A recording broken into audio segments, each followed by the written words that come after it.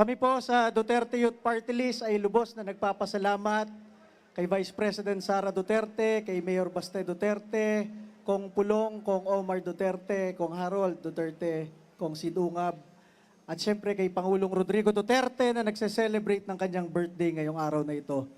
Masabi ko sa inyo, sa Kongreso, nung isang taon, hinarap si Pangulong Rodrigo Duterte sa Quadcom at isa lang kongresista ang nagtanggol kay Pangulong Rodrigo Duterte, ang inyong Duterte Youth Party List.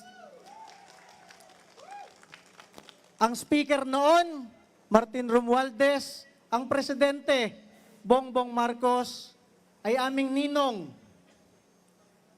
Kung gusto namin ng maleta, kung gusto namin ng pera, kung gusto namin ng kahit ano, madaling lumapit.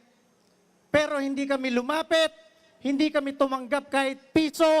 At nung nandun si Rodrigo Duterte sa harap ng Kongreso, buong araw, at wala kahit isang kongresista na nagtatanggol, nandun kami, ipinagtanggol namin ang ama ng sambayan ng Pilipino, Rodrigo Duterte. At nung gabing yon, lumapit ang Pangulong Rodrigo Duterte, sabi niya, Ronald, thank you for your loyalty. Masabi ko sa inyo, yung binanggit ni Pangulong Duterte na yon ay mas mahalaga kesa sa kahit anong pera, kesa sa kahit anong posisyon.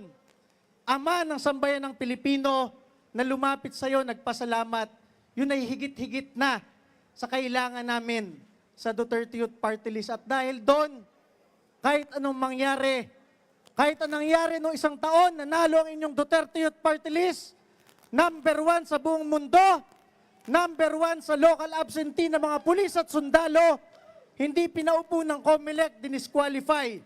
Pero nandito kami ngayon, naninindigan para kay Vice President Sara Duterte dahil alam namin, pag upo ng ating Pangulong Sara Duterte, babalik ang hustisya sa ating bansa, mababawi lahat ng ninakaw sa sambayan ng Pilipino at lahat ito ay magpapatuloy sa tunay na pagbabago na nilagay ni Rodrigo Duterte sa sambayan ng Pilipino. Muli po, maraming salamat po at happy birthday po kay Pangulong Rodrigo Duterte.